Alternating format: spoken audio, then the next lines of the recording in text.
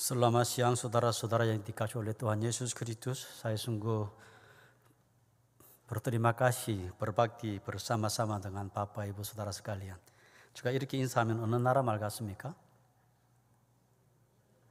어떻게 하세요?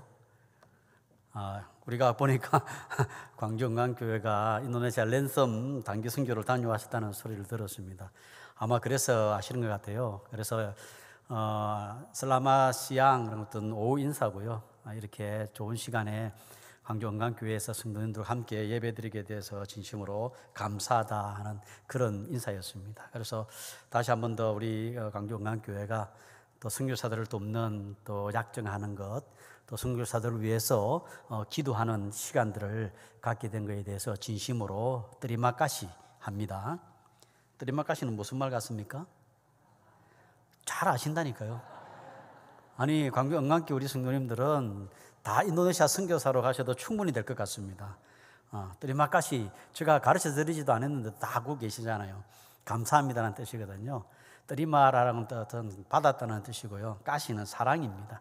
그래서 인도네시아 사람들이 아마 여러분 보니까 한 4명, 4가정 정도를 우리 광주 응안교회가 인도네시아 선교사들을 지원하고 또 돕고 기도하면서 있던데, 그 선교사들이 뜨리마까시 그러면은 제가 여러분들로부터 사랑을 많이 받았습니다, 그런 뜻인 줄 알면 될 것 같습니다. 제가 대전 본부에서 오늘 또 이 예배에 함께 참석하고 또 함께 말씀을 나누기 위해서 오는 가운데서 뉴스를 들었습니다. 인도네시아 뉴스였어요. 뉴스 잘 안 나오는데 그 뉴스가 들어오는데, 인도네시아 동부자바 말랑이라는 곳에서 축구 시합을 하다가 그 말랑 팀이 졌어요. 그래가지고 화가 나가지고 폭동이 일어나가지고 120명 이상이 죽고 지금 한 150명이 지금 중상에 있다는 이야기입니다. 그 일어난 곳이 제가 살던 말랑입니다. 제가 살고 있는 말랑입니다. 동부자바에 거기 있는 말랑이 축구팀인데, 그 축구팀 이름이 에단싱아라는 뜻입니다. 에단싱아는 미친 사자다, 그런 뜻입니다. 그 정도로 이게 축구에 그냥 미친 듯이 그래 하는데, 아니 지면 졌지 그렇다고 폭동을 일으켜가지고 막 나오다가 밟혀 죽고 불에 타서 죽고 하는 그런 놀라운 비극들이 아침에 내려오는 가운데서 듣게 됐습니다. 그것도 제가 살고 있었던 동네 말랑. 참 한편으로는 마음이 많이 아픈 그런 생각입니다. 제가 있던 그곳에는, 인도네시아는 세계에서 무슬림 인구가 제일 많은 곳입니다. 약 한 2억 7천만 명의 인구 중에서 90% 정도를 무슬림으로 보면 됩니다. 제가 살고 있는 그 동부자바는 거의 90% 이상이, 99% 정도가 무슬림들이 있거든요. 그들이 어떤 일이 있으면은 굉장히 온순하다가도 한 2000년 초에는 거기서 폭동이 일어나가지고 목사님 예배당을 불태우고 하는 일들이 많이 있었습니다. 그래서 그런 것을 보면서 우리는 더욱더 선교를 해야 되겠다는 생각을 많이 갖게 됩니다. 오늘 마가복음 2장 1절에서 12절 말씀을 가지고 아마 여러분들은 이 본문 말씀을 가지고 많은 설교 말씀을 들었을 것입니다. 오늘은 선교적인 관점이 있기 때문에 선교적인 관점으로 2장 1절에서 12절 말씀을 한번 보면서 서로 은혜를 나누고자 합니다. 마가복음 2장 1절에서 12절 이야기는 여러분 다 아는 이야기입니다. 어떤 장애를 가졌던, 걷지 못하는, 여기서는 중풍병자라 그럽니다. 있는데 그 예수님이 그 가버나움에 왔다는 소리를 듣고 이 4명의 친구들이 뛰어가서 이 중풍병자를 데려와서 예수님을 만나고, 예수님을 만난 그 중풍병자가 죄 사함을 받고 그리고 벌떡 일어나서 그 나음을 받았다라고 하는, 그게 이의 핵심이거든요. 이것을 성경적인 선교적인 관점에서 한번 보려고 하는 겁니다. 그래서 선교는 왜 해야 되느냐 하는 부분들을 보면 여기에서 중요한 것은 간다는 것입니다. 가야 된다는 겁니다. 왜 그렇습니까? 중풍병에 걸려있는 저 사람은 스스로 걸어서 예수님 앞에 올 수 없는 자들이기 때문에 그렇습니다. 그렇지 않습니까? 스스로 그들이 하나님을 알고 스스로 그들이 예수 그리스도가 유일한 구원자인다는 것을 안다면은, 알 수 있다면은 우리가 갈 필요가 없는 것이죠. 그러나 그들은 누군가가 가서 데려오지 않으면은, 평생 예수 그리스도를 만날 수도 없고 그리고 그의 가장 근본적인 문제인 죄 사함뿐만 아니라 영원한 천국에 갈 수 없기 때문에 우리는 가는 것입니다. 그런데 오늘날 전 세계적으로 보면 영적인 중풍병에 걸려서 스스로 올 수 없는 사람들이 너무 많습니다. 70억 인구에서 3분의 1 정도는 아직까지도 예수님을 모르는 사람들이고요. 그중에 제가 살고 있는 인도네시아는 약 한 700종족이 살고 있습니다. 700종족이 산다는 것은 언어와 문화가 다른 종족들이라는 겁니다. 산을 넘어가면 문화가 다르고 언어가 안 되는 그런 종족들이 있는데 700종족 가운데서 120여 종족을 미전도 종족이라고 부릅니다. 미전도 종족이라는 것은 그곳에 그 사람들끼리 모이는, 그들의 언어로 모이는 교회가 없고 목회자가 없는 그런 0.01% 정도밖에 안 되는 크리스찬이 있는 그런 쪽을 미전도 종족이라 그러는데, 거기서 한 120여 종족을 미전도 종족으로 보고 있습니다. 그런데 그들은 누군가가 가서 증거하지 않으면은 예수님을 알 수 없는 자들이기 때문에, 그래서 선교는 우리가 가는 것입니다. 그래서 선교는 뭐냐? 가는 것이죠. 그래서 우리는 한국어로는 선교를 그러면은 한자에서 받아왔기 때문에 베풀 선자에 가르칠 교자를 쓰지 않습니까? 우리 선교가 뭐냐 그러면은 가장 그냥 기본적으로 언어에서 보면 베풀 선자에 가르칠 교자를 쓰는 거예요. 그래서 하나님이 받은 그 사랑을 가지고 그 어려운 사람들에게 사랑을 나누고 베푸는 것, 여러분 이웃을 돕는 이런 거 있잖아요. 그런 것도 하고 또 가르칠 교자를 쓰거든요. 가르쳐야 된다는 거죠. 뭘요? 복음을 가르쳐야 된다는 거죠. 그래서 이것을 보면 한국어에서는 선교를 베풀고 가르치는 기라 그래서 돼 있어요. 그래서 그걸 보면 선교의 내용을 이야기하는 거구나 하는 생각이 듭니다. 그런데 본래 선교는 헬라에도 보면은 아포스텔로라든지 아니면 펜프라고 하는 것은 가라는 것입니다. 내가 너희를 보낸다는 뜻입니다. 그래서 예수님의 마지막 마태복음 28장에 보면 너희는 가서 그러잖아요. 가서. 그래서 선교는 가서 내가 가진 것을 나누고 가르치는 것을 우리는 선교라고 볼 수 있습니다. 오늘 이 말씀에 보면 이 네 명이 가는 겁니다. 스스로 올 수 없는 중풍병자에게. 그런데 그러면은 우리가 또 이런 질문을 하게 됩니다. 과연 누가 가야 하느냐는 겁니다. 누가 가야 됩니까? 그래서 오늘 2장 1절 말씀을 한번 보려고 합니다. 2장 1절 말씀에 이런 말씀이 있지 않습니까? 수일 후에 예수께서 다시 가버나움에 들어가시니, 그 말을 하셨습니다. 다시라는 것은 뭡니까? 그 전에 가버나움에 가본 적이 있다 없다? 너무 어려운 질문인가요? 다시 한 번 더 물어보겠습니다. 여기 보면 2장 1절에 수요일 후에 예수께서 다시 가버나움에 들어갔다 그랬거든요. 그러면은 오늘 2장 1절 그 전에 예수님께서 가버나움에 가봤습니까? 안 가봤습니까? 감사합니다. 드리마카시. 그게 어디에 나와 있냐면 1장 21절을 한번 보시면 이래 되어 있습니다. 그들이 가버나움에 들어가니라 이래 나오거든요. 그죠? 그들은 누굽니까? 예수님과 예수님의 제자들이라는 겁니다.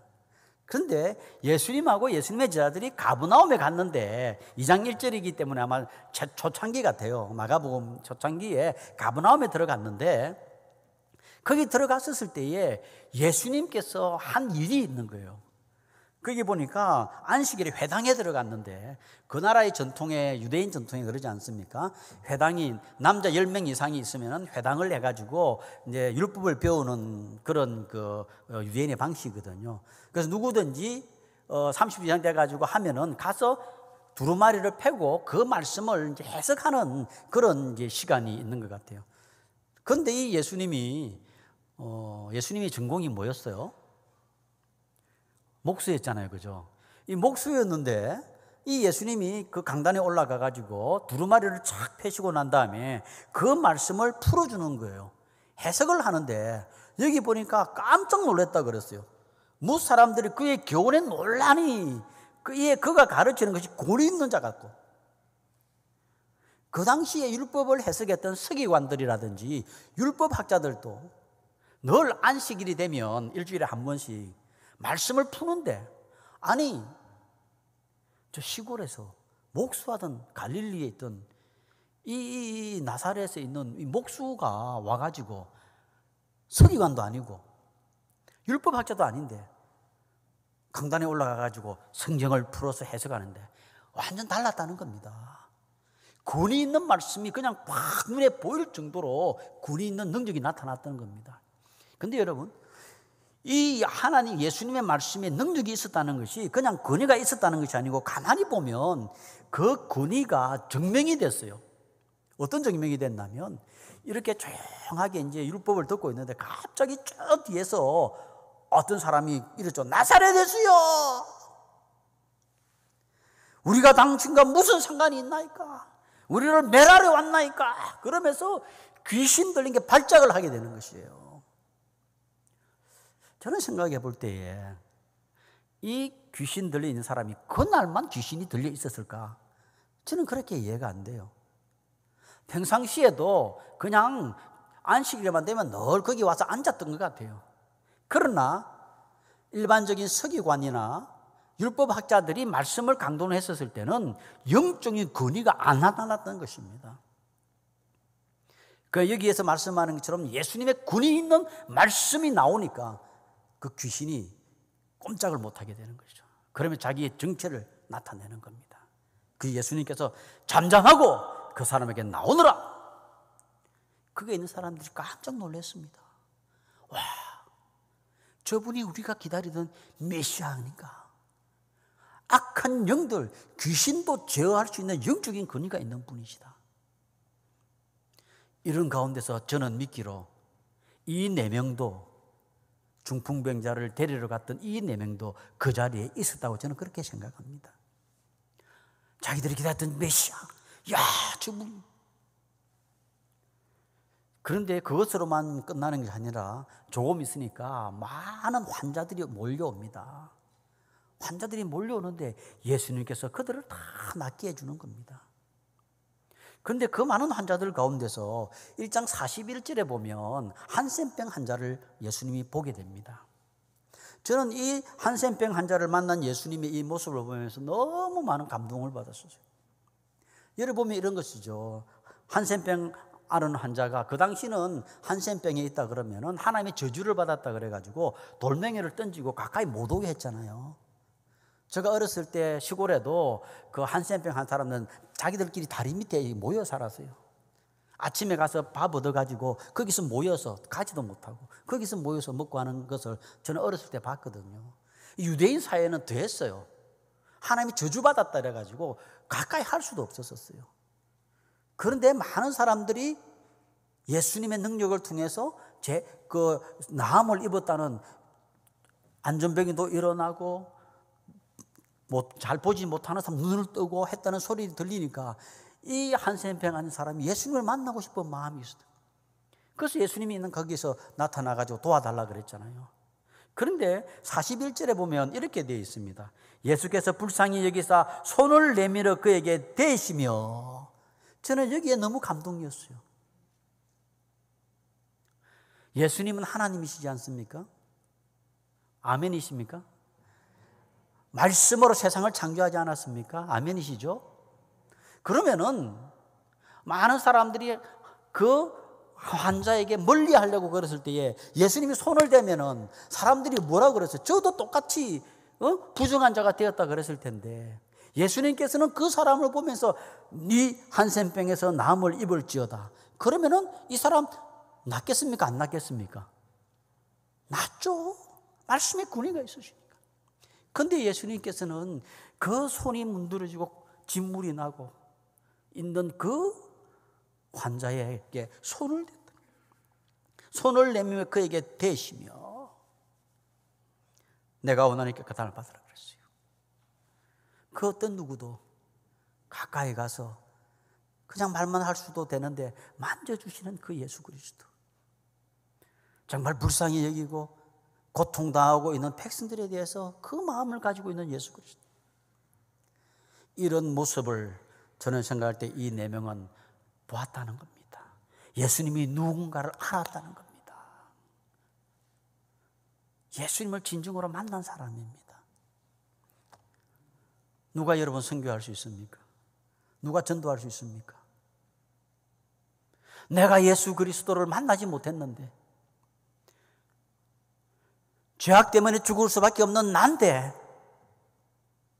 하나님이신 아들이 예수 그리스도 그분께서 이 땅에 오셔서 십자가에 피 흘려 돌아가심을 통해서 내 죄를 용서해 주셨다고 하는 그분을 만나지 못했는데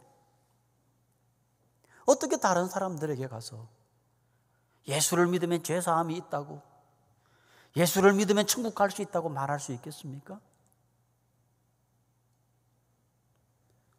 이 네 명은 자기가 기다렸던 예수 그리스도를 만난 겁니다. 그래서 예수님께서 이들은 아마 저는 이렇게 생각해 봐요. 오늘 우리가 기도해야 할 텐데 하나님, 예수님, 근데 예수님께서는 하고 난 다음에 다른 데로 가버렸어요. 사실 그 뒤에 보면. 그래서 저는 생각할 때 이 네 명은 이렇게 기도했을 것 같아요. 예수님, 기회가 되면 꼭 다시 한 번 더 가버나움을 방문해 주세요. 한 번만 더 방문해 주신다면 내가 스스로 올 수 없어서 장애가 있는 저 친구를 데려와서 예수님을 만나게 해 주겠습니다. 그런 기도를 한 것 같아요. 저는 그렇게 믿어요. 예수님께서는 그들의 기도를 외면치 않으시고 2장 1절에 나타나신 겁니다. 그래서 수일 후에 예수께서 다시 가버나움에 들어갔다 그랬어요. 그래서 이 예수님이 왔다는 소리를 들은 이 네 명은 어디에 예수님이 있는지를 보고 난 다음에 바로 자기 친구에게 갔습니다. 그래서 우리가 하는 선교든 우리가 하는 전도든 왜 해야 되느냐면 우리가 그들은 스스로 올 수 없기 때문에 우리가 가야 되는 것이고 그 선교사를 보내는 것이고 선교사는 타 문화권에 가가지고 언어가 다르고 문화가 다른 곳에 가서 복음을 전거한다면은 우리 한국에 있는 우리 한국 사람들에게 친구에게 전하는 것을 전도라고 했었을 때도 똑같은 거라는 겁니다.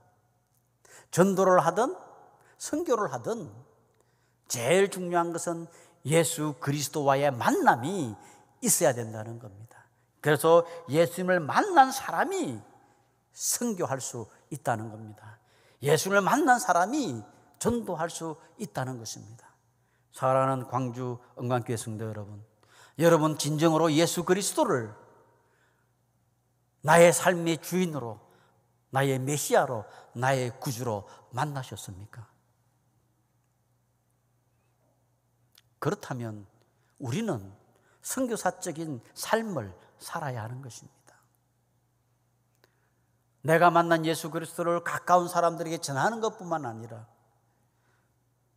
또 선교지에 나가는 사람들을 돕고 하는 그것은 우리는 함께하는 선교인 것입니다. 선교는 선교사만 하는 것이 아니고 우리는 함께 해야 하는 겁니다.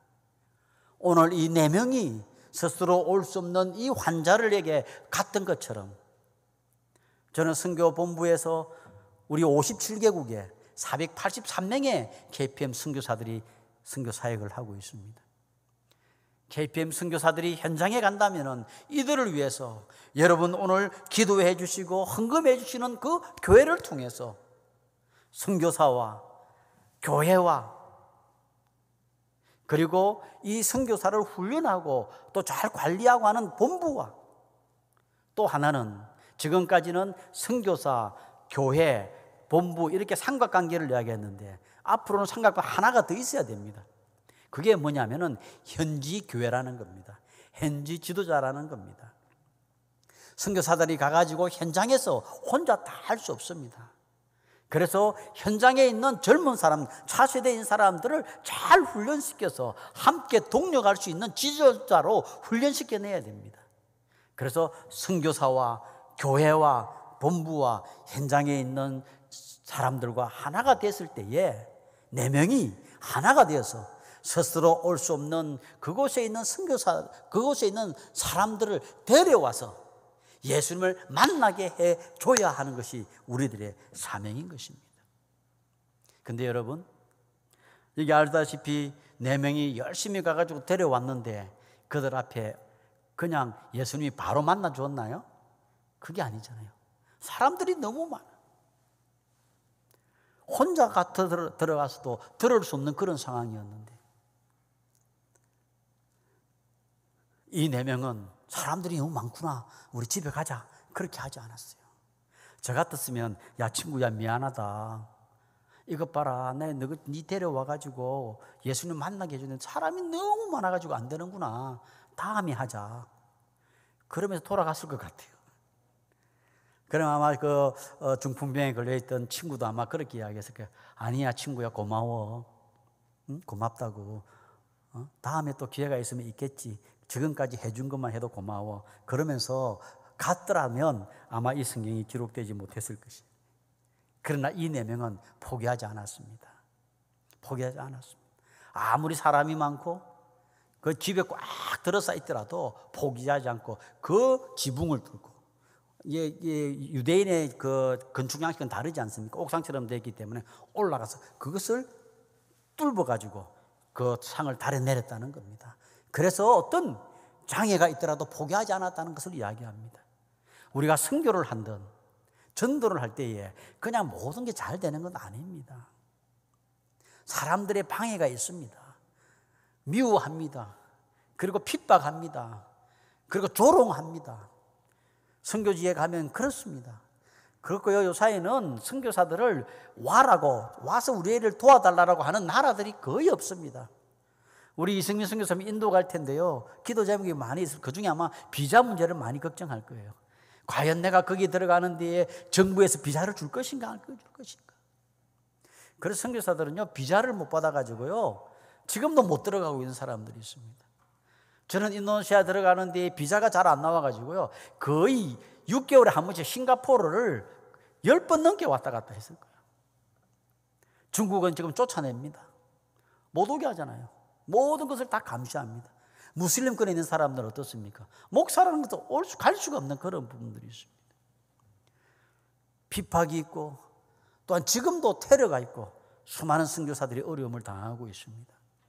여러분, 그렇다고 우리 선교사 안 보내야 됩니까? 죽어가고 있는 수많은 영혼들이 있는데 우리 그냥 보고 있어야 되나요? 장애가 있다고 우리가 물러서야 되나요? 그건 아니잖아요.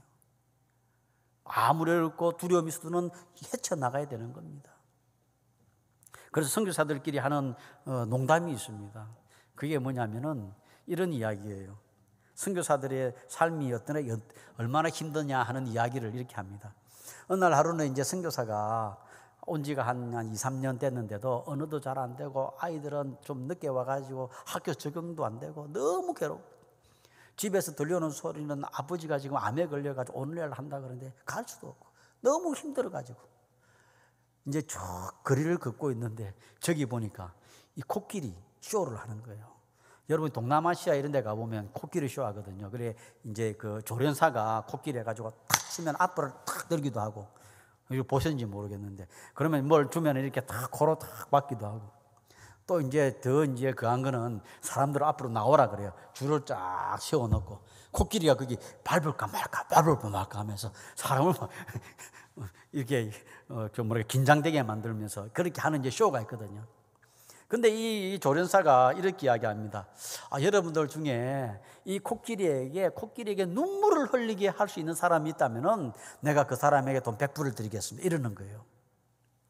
그걸 가만히 생각해보니까 이 사람들이 코끼리한테 어떻게 눈물을 흘리게 할 수 있냐.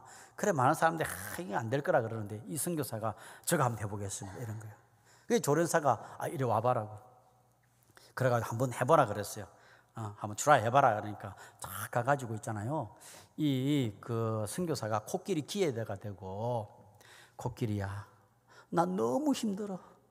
여기 와서 2, 3년 됐는데도 언어도 안 되고 사람들은 나를 쫓아내려고 그러고 아이들은 집에 가지고 울고불고 나는데, 지금 어머니 아빠가 지금 한국에서 암에 걸려가지고 오늘 내일 한다는데 내가 어떻게 하면 좋겠냐 이래가지고 막 하소연을 막 한 거예요. 이 코끼리가 선교사가 너무 불쌍해 보여가지고 눈물을 뚝뚝 흘렸다는 이야기. 눈물을 뚝뚝. 그래가지고 이제 선교사가 100불 받았대요. 그래가지고 이제 또 올해 이제 한 2, 3일, 한 주일이나 2주일 돼가지고 또 이제 거기를 이제 가보게 됐답니다. 거기 또 가보니까 이 조련사가 아직까지 이제 그걸 이제 코끼리 쇼를 하고 있는데 이런 제안을 한다는 겁니다. 자, 여러분들 이 코끼리를 고개를 앞뒤로 끄떡끄떡하게 만들고 좌우로 막 흔들게 할 수 있는 사람에게는 내가 돈을 100불을 드리겠습니다. 그래 이제 또 제안을 하더라는 겁니다. 근데 이 코끼리가 이제 조련사가 이제 잘 조련을 시켜 그걸 하는데, 그 이제 아무도 못한다고, 그럼 못할 거라고 그러는데, 이 선교사가 손을 든 거예요. 그 조련사가 보니까, 저놈 봐라. 전에 와가지고 울려가지고 백불 받아간 놈인데 울기는 할 수 있을지 몰라도 너는 고개 못 돌리는 할 수 없을 거라, 이렇게 생각을 했던 거예요. 그래서 와서 해봐라 그랬어요. 그렇게 이제 하니까 이 선교사가 코끼리한테 갔어요. 그래가지고 코끼리 귀에다가 대고, 제가 본래 고향이 마산이거든요. 그 경상도식으로 해볼게요. 이렇게 한 거예요. 여러분 코끼리라고 생각 한번 해보세요. 죄송하지만 이래 하는 거예요. 니 내 알지? 어떻게 하실 거예요? 니 내 알지? 고개를 끄덕끄덕 하는 거예요. 니도 선교사 시켜줄까? 니도 선교사 할래?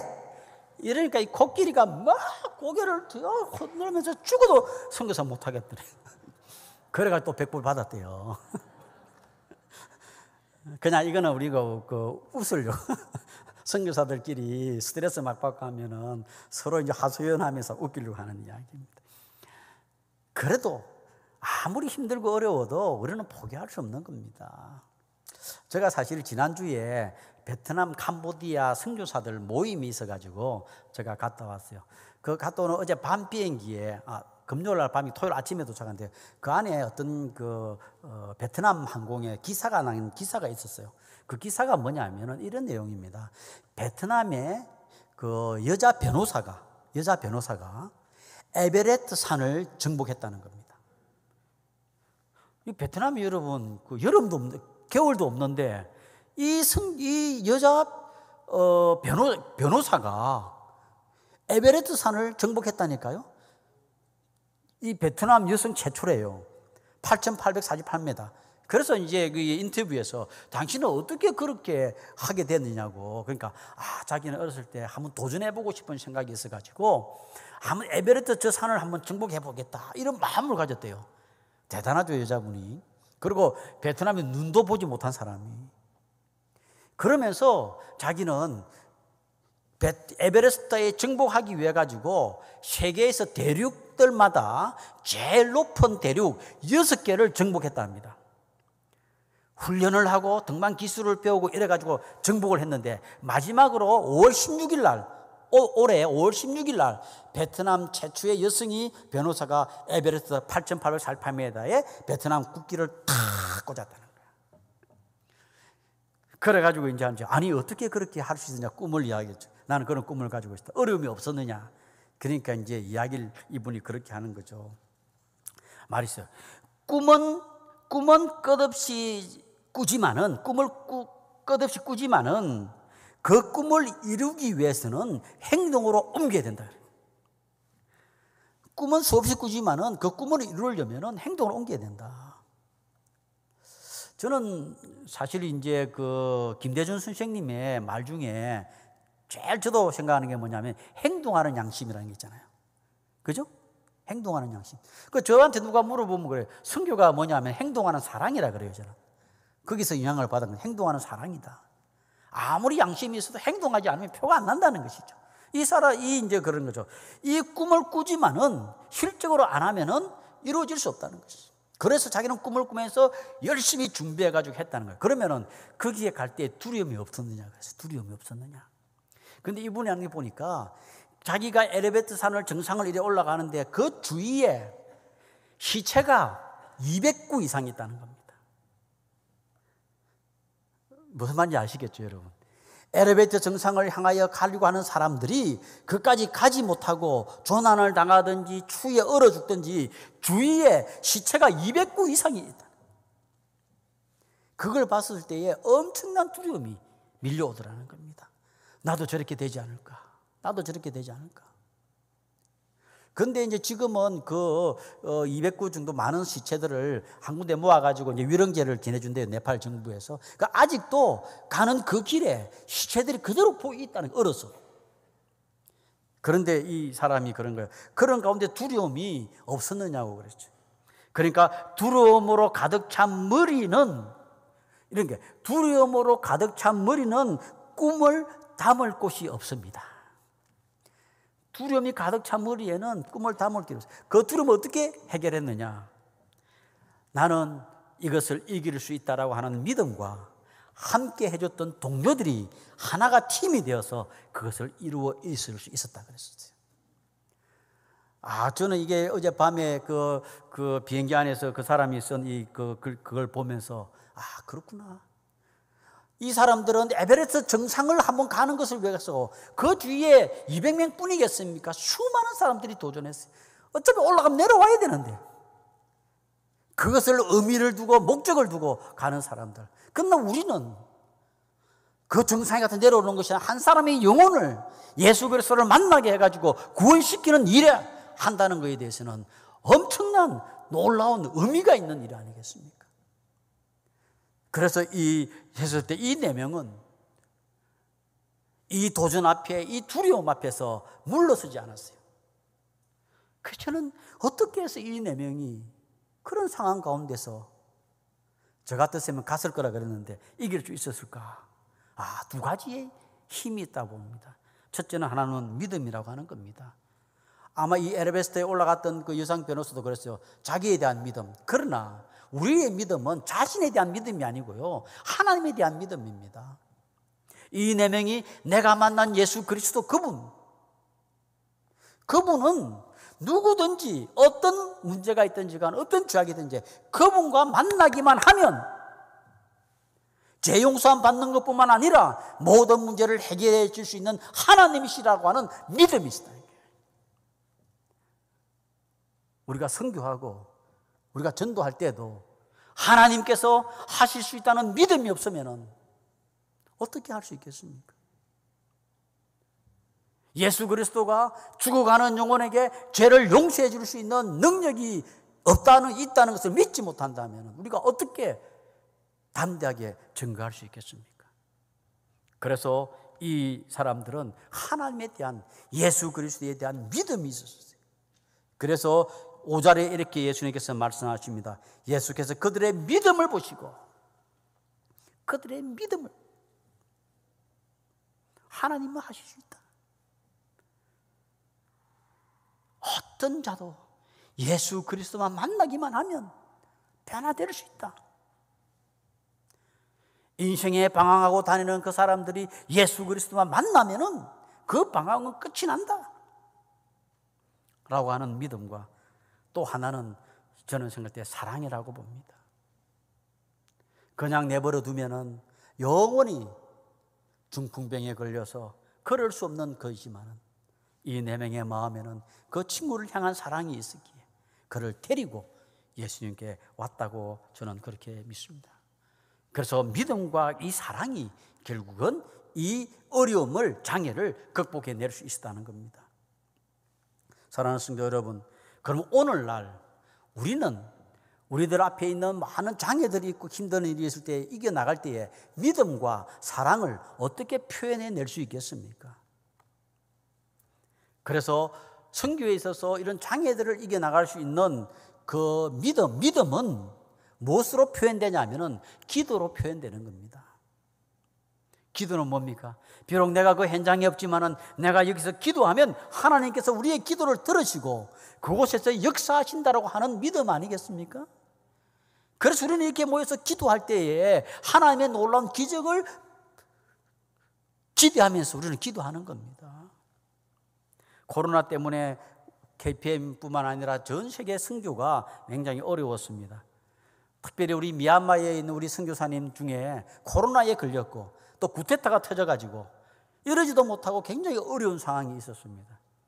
그런데 이 선교사는 정말 에어 앰뷸런스를 띄우지 않으면은 살릴 수 없는 그런 상황까지 갔어요. 그래서 후원교회와 본부에서 잃어버리기는 너무 아까운 우리의 선교사다. 그래서 저희들은 에어 앰뷸런스를 띄우기로 결정을 했습니다. 에어 앰뷸런스 한번 띄우는데 경비가 1억 5천에서 2억이 듭니다. 한 사람의 생명을 살리기 위해서, 그 사모님과 선교사를 살리기 위해서 1억 5천 아니 2억이 3억이 들더라도 우리는 그 사람을 살려야 된다라고 결정을 했어요. 그래서 후원교회하고 본부하고 준비를 다 했습니다. 현장에서 선교사가 연락이 옵니다. 저의 생명을 위해서 1억 5천 2억 돈 쓰지 마십시오. 그러나 여러분들께서 기도해 주신다면 저희들은 이 코로나를 이길 수 있습니다. 기도해 주십시오. 에어컨 하나씩 띄우지 마십시오. 그분이 강력하게 요청했어요. 그렇지, 그러면은 하자. 그러면서 우리는 금식하며 기도했습니다. 하나님, 우리의 저 선교사를 긍휼히 여겨 주옵소서. 주님, 코로나의 그 어려운 가운데서 이길 수 있는 힘을 주시옵소서. 저희들은 함께 기도했습니다. 하나님께서는 우리의 기도를 들으시고 그 선교사 회복시켜 주셨습니다. 우리의 믿음은, 하나님에 대한 믿음은 기도로서 표현할 수 있습니다. 또 하나는 우리가 무엇으로 우리의 사랑을 표현할 수 있습니까? 그것은 바로 나눔을 통해서 됩니다. 물질을 통해서 되는 겁니다. 그래서 지금 우크라이나에 인해 전쟁이 터졌습니다. 수많은 선교사, 거기 있는 우리 선교사들 두 가정이 철수를 하고 계속해서 저희들이 주는 우크라이나의 지원금을 통해서 그 지금 전쟁 중에 있는 사람들에게 식료품과 의료품을 계속 전달하고, 전쟁이 끝나면은 어떻게 빨리 들어가서 교회를 다시 재건하려고 노력하고 있습니다. 오늘 저리 보니까 여러분들이 수많은 여기에 해외 선교 후원 개련, 저는 깜짝 놀랐습니다. 이렇게 많은 분들이 사랑을 나누고 그 표현을 하는 모습들을 봤을 때 너무 감격스럽습니다. 존 칼빈이라고 하는 우리가 존경하는 그 신학자는 이렇게 말했습니다. 하나님께서는 예수 믿는 사람들에게 수많은 축복을 베풀었다. 은혜를 베풀었다. 그런데 그 은혜를 받은 사람이, 그 축복을 받은 사람은 두 종류의 사람이 있다 그랬습니다. 한 종류의 사람은 거울 앞에 서는 사람이라 그랬습니다. 여러분, 하나님이 주신 놀라운 축복을 가지고 거울 앞에 서면 누가 보입니까? 거울 앞에 서면 여러분 누가 보이세요? 내가 보인다는 거죠. 나만 보이는 거예요. 여러분, 거울 앞에 한번 서보세요. 나만 보이지. 그래서 하나님이 주신 놀라운 축복을 가지고 나와 나의 가족만을 위해서 살려고 하는 사람이라 그랬습니다. 또 한 부류의 사람이 있는데 하나님이 주신 축복을 가지고 창문 앞에 서는 사람이라고 했습니다. 창문 앞에 서면 여러분 누가 보입니까? 밖이 보이지 않습니까? 하나님의 놀라운 축복을 보면, 밖을 보면, 하늘을 보면 하나님이 보일 거예요. 하나님 고맙습니다. 하나님 감사합니다. 나 같은 자에게도 하나님께서 은혜를 베풀어 주시고 이렇게 살 수 있는 은혜를 주신 것, 축복 주신 것 감사합니다. 감사가 나올 겁니다. 그리고 그것만 끝나는 것이 아니라 저기를 보면은 고통스러우고 힘들어하는 이웃들이 보이게 될 겁니다. 그 이웃 사람들에게 나의 자그마한 것을 나누는 그런 사람이 있다는 겁니다. 그래서 오늘 저는 이 광종강교회의 선교 후원 개련뿐만 아니라, 이것뿐만 아니라 여러분들이 수없이 나누는 그 삶을 살아가는 그 모습을 볼 때에 너무나 감격스럽고 감사합니다. 광종강교회 사랑하는 성도 여러분들께서는 창문 앞에 서서 이웃을 바라보고 사랑을 나누는 자들이 되었기 때문에 하나님의 약속의 말씀대로 주는 자가 받는 자보다 복이 있다는 그 축복이 넘치기를 간절히 기도합니다. 우리는 이 믿음을, 이 하나님에 대한 그 믿음과 사랑과 또 하나는 우리를 드리는 겁니다. 우리의 믿음을, 하나님에 대한 믿음을 표현하고 사랑을 표현하는 방법은 자신을 드리는 겁니다. 젊은이들 가운데서 나의 삶의 일부를 시간을 내서 단기 선교사로 가고, 또 주님이 부르시면은 긴 선교사로 하는 것이고, 여러분들께서도 이번에 보니까 필리핀 또 단기 선교 가신다 그러더라고요. 필리핀 단기 선교 가시고, 또 일찍 은퇴하신 분 같으면은 현장에 가서, 제가 이번에 베트남의 롱안 세계로 병원하고 쭉 이렇게 가보면서 거기에 그냥 행정적으로 도와주는, 한국말 가르쳐 주는 사람, 그리고 조금만 도와주는 60대, 70대 되는 선교사님들이 거기에 있습니다. 그분들은 나의 것을, 주님께서 베풀어 주신 은혜를 조금이라도 나누고 싶어서, 말은 열심히 잘 못하지만 자주간 거기 있는 사람들 줄 세우고 나눠주고 다 할 수 있는 일이거든요. 그래서 그런 걸 통해서 자신을 드리는 겁니다. 옛날에 이런 게 있었어요. 어떤 선교사 후보생인데, 후보생도 아니죠. 하나님이 이 그 사람에게, 야, 너 일본 선교사로 가라 그랬어요. 너 일본 선교사로 가. 아니 이 사람이 생각해 저는 못 갑니다. 저는 일본 선교사 못 갑니다. 그런 거예요. 그래서 또 하나님이 나타나가지고 야 너 일본 선교사로 가라니까. 아니 못 갑니다. 절대로 못 갑니다. 선교 못 갑니다. 아니 일본 선교사로 가라니까. 그래도 못 간다 그랬어요. 그러니까 하나님이 뭐라 그런지 아세요? 너 그러면 나한테 올래? 너 그러면 나한테 올래? 그러더래요. 깜짝 놀래가지고 하나님 앞에 지금 가는 것보다는 선교지 가는 게 좋겠다 싶어서 그래서 일본에 가서 선교 잘하고 있다니까요. 여러분들께서 하나님께서 가라 가서 사랑을 나누고 시간 있을 때 좀 섬겨봐라 그런데 아이고 나 못합니다 그러면요 하나님이 뭐라고 하는지 아세요? 그럼 니 빨리 나한테 올래? 이러면 어떡할 거예요? 그래서 이 4명은 이 사랑하는 중풍병자를 일으키기 위해 가지고 예수님을 만나게 해주기 위해서 지붕을 뜯는 그 믿음과 사랑을 표현하고 헌신했잖아요. 결국은 이 사람이 예수님을 만났습니다. 네 죄의 사함을 받았다 그랬습니다. 일어나 걸어가라 그랬습니다. 벌떡 일어났습니다. 죄의 사함을 받고 육신의 회복을 해가지고 걸어 나갈 때에 12절에 이런 말씀이 있습니다. 그가 일어나 곧 상을 가지고 모든 사람 앞에 나가거늘 그들이 다 놀라 하나님께 영광을 돌리며 이게 있어요. 그러니까 선교의 궁극적인 목적이 뭐냐는 겁니다. 그것은 하나님께 영광입니다. Solely Deo Glori라는 거죠. 오직 하나님께만 영광. 저는 그렇게 믿습니다. 여러분들이 헌금하고 섬기고 또 교회가 기도하고 섬기는 이 모든 것들을 통해서 우리 선교사 이름이 나타나는 것이 아니고 우리 KPM의 이름이 나타나는 것이 아니고 은광교회의 광주 은광교회의 이름이 나타나는 것이 아니고 하나님 자그마한 섬김이지만은 당신의 이름이 나타나 주옵소서.